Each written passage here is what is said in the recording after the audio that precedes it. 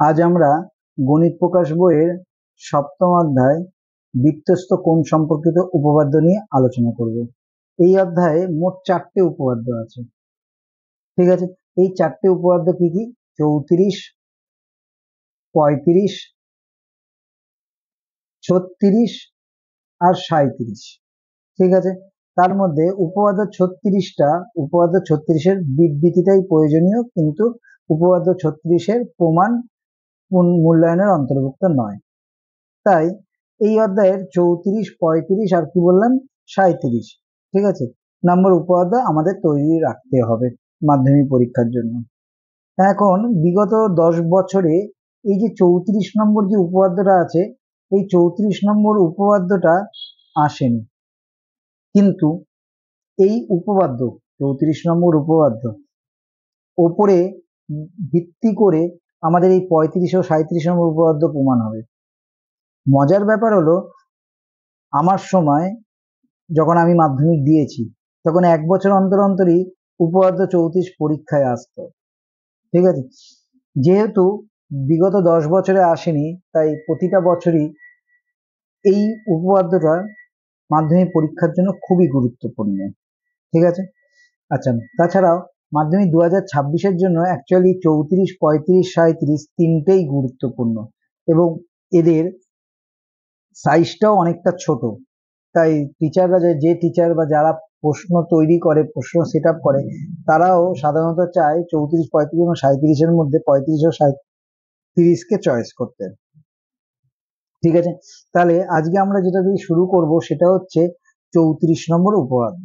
ঠিক আছে, 34 নম্বর উপপাদ্যের বিবৃতিটা এরকম: কোন বৃত্তের একটি বৃত্তচাপের দ্বারা গঠিত সম্মুখ, মনে রাখবে সম্মুখ কেন্দ্রস্থ কোণ ওই চাপের দ্বারা গঠিত যে কোনো বৃত্তস্থ কোণের দ্বিগুণ। বৃত্তস্থ কোণের কি হচ্ছে? দ্বিগুণ।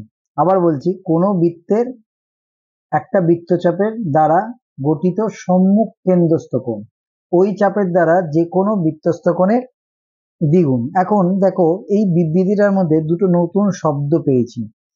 প্রথমটা হচ্ছে কেন্দ্রস্থ কোণ, যেটা আবার সম্মুখে আছে, আর দ্বিতীয়টা হচ্ছে বৃত্তস্থ কোণ। কি বলেছে? দ্বিতীয়টা বৃত্তস্থ কোণ। কি কোণ এগুলো সেটা সম্পর্কে আমাদের আগে জানতে হবে, তাহলেই আমরা উপপাদ্যটা করতে পারবো।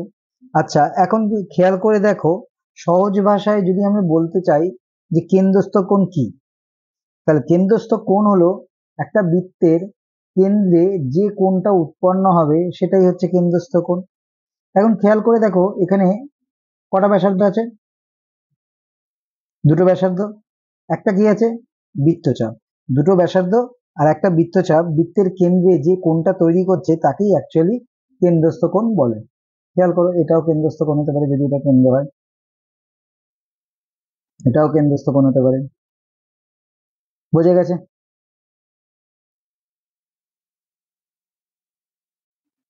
এখন বৃত্তস্থ কোণ হচ্ছে এমন একটা কোণ, বৃত্তস্থ কোণ হচ্ছে এমন একটা কোণ যার শীর্ষবিন্দু কোথায় অবস্থিত হবে? বৃত্তের পরিধির ওপরে অবস্থিত হবে, এবং বৃত্তের দুটো জ্যা হচ্ছে ওই কোণের দুটো বাহু।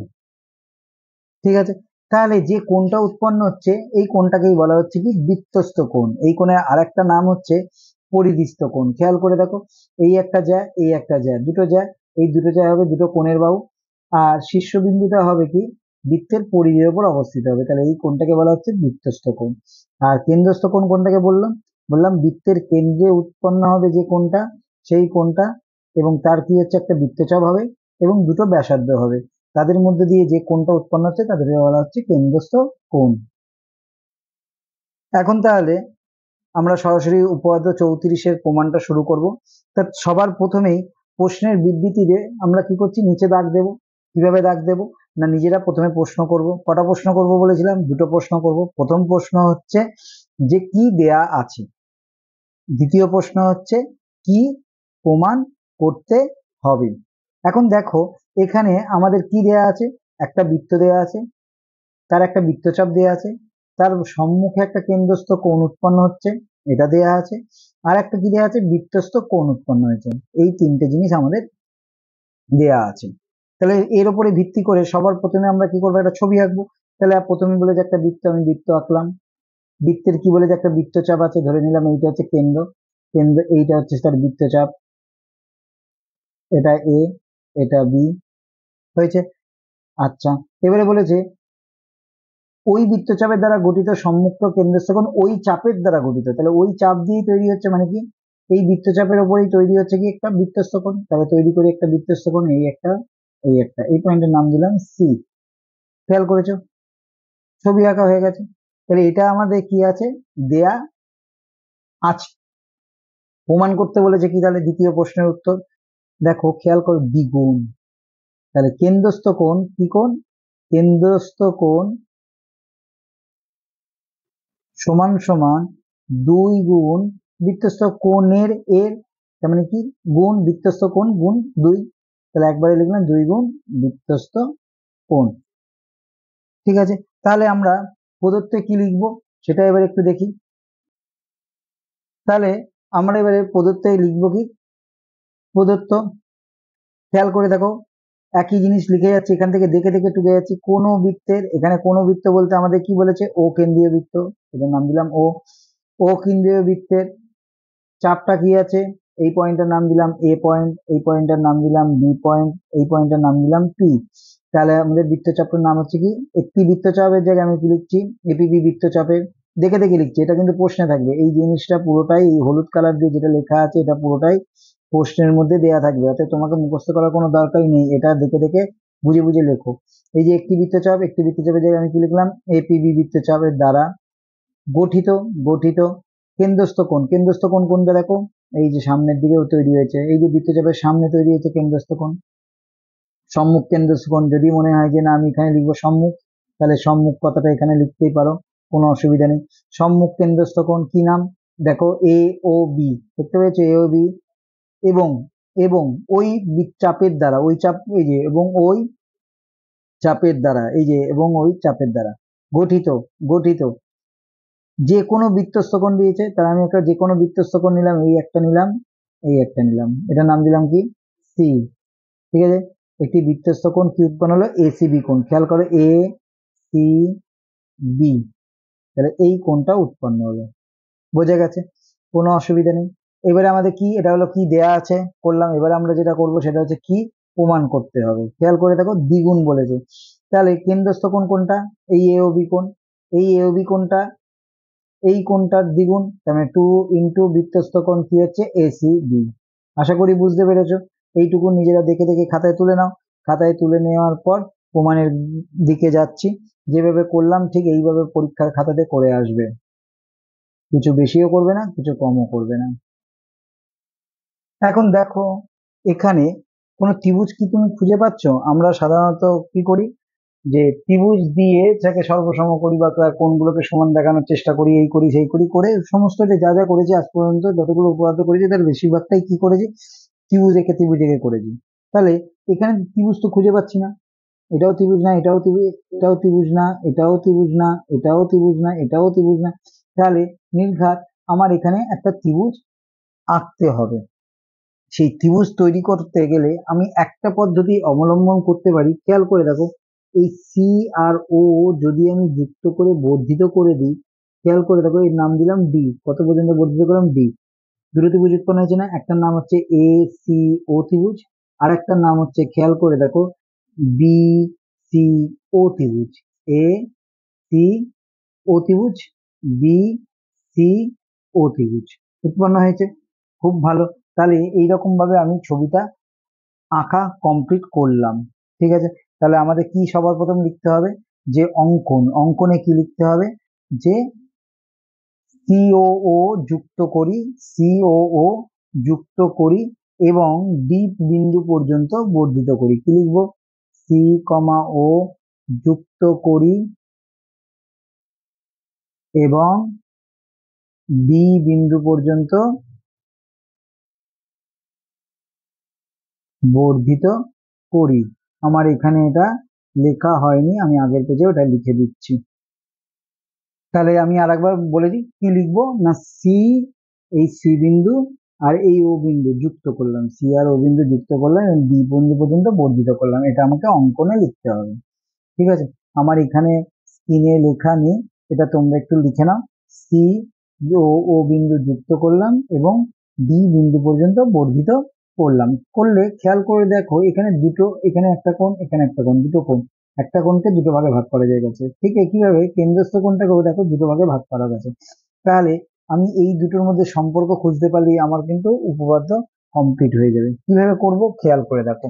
সবার প্রথম ত্রিভুজ এ ও সি নিচ্ছি, এ ও সি, খেয়াল করেছো, ত্রিভুজ এ ও সি নিচ্ছি। এই এ ও সি ত্রিভুজের এ ও বাহু আর এদিকে দেখো ও সি বাহু, খেয়াল করেছো, ও এ বা ও সময়ে সমান সমান কি ও সি, তার কারণ কি, এরা দেখো একই বৃত্তের ব্যাসার্ধ, লিখে দিলাম। তাহলে আমি বলতে পারি যে এরা যদি সমান হয় তাহলে এদের বিপরীত কোণগুলো সমান হবে, ত্রিভুজের বিপরীত কোণগুলো কি হবে, সমান হবে। খেয়াল করে দেখো, এইটা যদি ও এ বাহু হয়, ও এ বাহুর বিপরীতে কোন কোণটা আছে, এই কোণটা আছে, এই কোণটার নাম কি এ সি ও বা ও সি এ, আমি এখানে ও সি এ লিখেছি।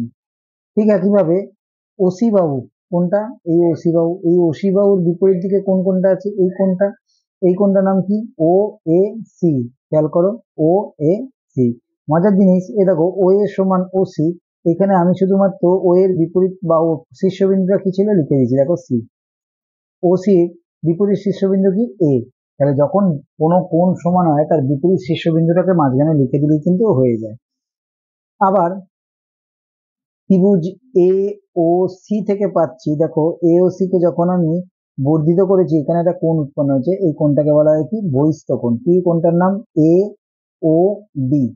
তাহলে আমরা ছোটবেলা মানে এইটে করেছি যে বহিস্থ কোণ বিপরীত দুই অন্তস্থ কোণের সমষ্টির সমান। তাহলে খেয়াল করে দেখো এখানে যে এওডি কোণটা বহিস্থ কোণটা উৎপন্ন হয়েছে এটা বিপরীত দুই অন্তস্থ কোণের সমান, এই কোণটা কোন কোণটার সমান হবে, এই কোণটার এই কোণটার যোগফল সমান হবে।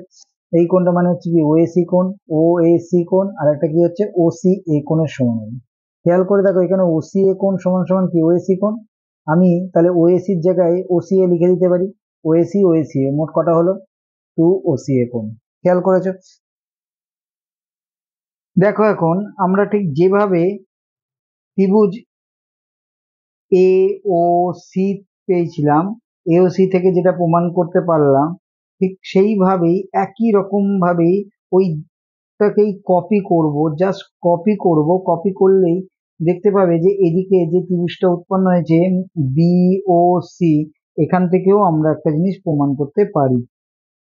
কি জিনিস প্রমাণ করতে পারি, খেয়াল করে দেখো যে ত্রিভুজ বিওসি এর বিও বাহু আর ওসি বাহু এরাও আগের মতোই একই বৃত্তের ব্যাসার্ধ, দেখতে পেয়েছো, তাই জন্য লিখেছি ও বি সমান সমান ওসি ইকুয়াল টু একই বৃত্তের ব্যাসার্ধ। আগেরটায় প্রথমটাতে কি লিখেছিলাম খেয়াল করে দেখো, ও এ সমান ওসি একই বৃত্তের ব্যাসার্ধ, দেখতে পেয়েছো। তাহলে এর বিপরীতে ওবির বিপরীতে কোন কোনটা হবে, এই কোনটা দেখো এখানে সি আছে ওবির বিপরীতে, তাই জন্য আমি জাস্ট লিখে দিয়েছি কোন ও সিবি মাঝখানে সি লিখে, এই যে ওবির মাঝখানে জাস্ট আমি কি লিখলাম সি লিখলাম, যে শীর্ষবিন্দু হবে সেটা। তাহলে এটার শীর্ষবিন্দু কোনটা হবে, শীর্ষবিন্দু হবে কি ও সির বিপরীতে বি আছে, তাহলে ও বি সি, ও বি সি, তাহলে এই দুটো সমান। এবারে খেয়াল করে দেখো ঠিক একইভাবে আগেরটায় যেমন করেছিলাম ত্রিভুজ এসিও এওসি কি হচ্ছে সিও বাহুকে ডি বিন্দু পর্যন্ত বর্ধিত করার ফলে একটা বহিস্থ কোণ উৎপন্ন হয়েছে, এই বহিস্থ কোণটা কি হচ্ছে বিপরীত দুই অন্তস্থ কোণের সমষ্টি সমান ছিল। তাহলে এখানেও বহিস্থ কোণ উৎপন্ন হয়েছে যেটা এই দুটো কোণের কি হবে সমান হবে। তাহলে আমি লিখতে পারি বি ও ডি কোণ, খেয়াল করো বি ও ডি কোণ সমান সমান এইটা, কি কোণ এটা বিসিডি কোণ, ঠিক আছে, সরি বিসিডি বলছি, বিসিও কোণ, ঠিক আছে, বিসিও কোণ প্লাস ও বিসি কোণ। একটু আগে আমরা প্রমাণ করলাম কি ওসিবি কোণ আর ওবিসি কোণের সমান হচ্ছে, তাহলে আমি এখানে ওসিবি প্লাস বিওসি এই ওবিসির জায়গায় আমি ওসিবিটাকে বসিয়ে দিতে পারি, বসিয়ে দিলে আমি পেয়ে যাচ্ছি কি এখানেও ঠিক একই রকম আগের মতো টু ওসি এ কোণ ছিল, এটা হচ্ছে টু ওসিবি কোণ। এটাকে আমি 1 নম্বর দিয়ে রাখলাম, এটাকে আমি 2 নম্বর দিয়ে রাখলাম। এইবার আমি কি করছি 1 নম্বর আর 2 নম্বরকে কি করছি যুক্ত করে দিচ্ছি, কি করে দিচ্ছি 1 যোগ 2 করছি। 1+2 যদি করি তাহলে আমি এখান থেকে দেখতে পাচ্ছি এওডি কোণ প্লাস এখানে কি হচ্ছে বিওডি কোণ, তারপরে সমান সমান আছে। এই দেখো এখানে 2 ওসিএ কোণ ছিল, 2 ওসিএ কোণ লিখলাম, এখানে কি হচ্ছে 2 ওসিবি, 2 ওসিবি কোণ লিখলাম। এ ও ডি কোণ দেখ খেয়াল করো, এ ও ডি, আর এটা কি হচ্ছে বি ও ডি, মিলে কোণটা তৈরি হচ্ছে এ ও বি কোণ। ওই জন্য আমি এই দুটোর জায়গায় কি লিখছি, এ ও বি কোণ লিখলাম, হয়েছে। এখানে দেখো দুটোতেই 2 আছে, 2 তাহলে আমি কমন নিয়ে নিলাম, থাকলো কি পরে ওসিএ কোণ প্লাস ওসিবি কোণ। খেয়াল করো ওসিএ কোণ, ও সি এ কোণ, ঠিক আছে, একইভাবে ও সি বি কোণ মিলে কি হচ্ছে এসি বি কোণ। খেয়াল করে রাখো 2 ইন্টু এসি বি কোণ প্রমাণিত। বোঝা গেছে? তাহলে এইভাবে আমরা 34 নম্বর উপপাদ্যটা করব। আমি আরেকবার নতুন করে দেখিয়ে দিচ্ছি সমস্তটা ক্লিয়ার করে, তাহলে তোমাদের সুবিধা হবে। ঠিক আছে, একবার পজ করে পুরো জিনিসটা দেখে নাও, লিখে নাও, আমি হোল্ড করছি। এখানে যে জিনিসটা লেখা নেই সেটা হচ্ছে অঙ্কনটা তোমাদের বললাম আমি লিখে নিতে, যে সি এবং ও যুক্ত করি, সি আর ও কি করেছি যুক্ত করেছি, যাকে ডি বিন্দু পর্যন্ত বর্ধিত করেছি, সি ও যুক্ত করে ডি বিন্দু পর্যন্ত বর্ধিত করেছি, ওটা লিখে নেবে। লেখার পর এখান থেকে যেটা প্রমাণ আছে প্রমাণটা পুরো দেখে খাতার মধ্যে তুলে নাও, তুলে নিয়ে এই অনুযায়ী লিখবে। যদি পারো একটা ছোট্ট কাজ করবে, সেটা হচ্ছে এই যে এই জায়গাটা দেখতে পেয়েছো, এই জায়গাটায় এইটা হবে ও সি বি কোণ equal to O B C কোণ, মানে এটা এদিকে, এদিকেরটা এদিকে হয়ে গেছে, ওদিকেরটা ওদিকে হয়ে গেছে, এই জায়গাটা একবার ঠিক করবে। আর এইখানে একটা জিনিস লেখা হয়নি, 1 নম্বর আর 2 নম্বর আমরা কি করেছিলাম, 1+2 করি, করার পর এই লাইনটা করবে। বোঝা গেছে? পুরোটা তুলে না, তুলে নিয়ে এইবারে একবার বা দুবার চোখ বন্ধ করে একবার দেখো, নিজের মানস পটে যদি দেখতে পাও তাহলে ব্যাস, আর কোনো চিন্তা নেই, দেখবে ওটা মুখস্থ থেকে আত্মস্থ হয়ে গেছে পুরোটা যখন তুমি দেখতে পারবে। ঠিক আছে, মুখস্থ করতে যাবে না, করবে কি আত্মস্থ। মুখস্থ করলে যেটা সমস্যা হবে, দেখবে পরীক্ষা দেওয়ার, পরীক্ষার জন্য পড়েছো সারা 2 বছর পড়লে পরীক্ষার আগে আবার আমাকে নতুন করে পড়তে হচ্ছে। বিশেষ করে ফার্স্ট সেমিস্টারে পরীক্ষা দিয়েছো যেগুলো, সেগুলো তো সে অ্যানুয়াল পরীক্ষা আসবে, দেখবে যখন অ্যানুয়াল পরীক্ষার সময় করতে যাবে রিভিশন, একটাও করা নেই। যাদের মুখস্থ আছে, যারা মুখস্থ করে তাদের এরকম ঘটনা ঘটে, কিন্তু যারা আত্মস্থ করে তাদের আর দ্বিতীয়বার খাতা খুলে দেখারও প্রয়োজন পড়েনি, যখনই চাইবে তখনই অঙ্ক করতে পারবে। তাই বললাম মুখস্থ করো না, পারলে আত্মস্থ করো। আজকের মতো চললাম, বিকলকে বিকল করলাম, টাটা।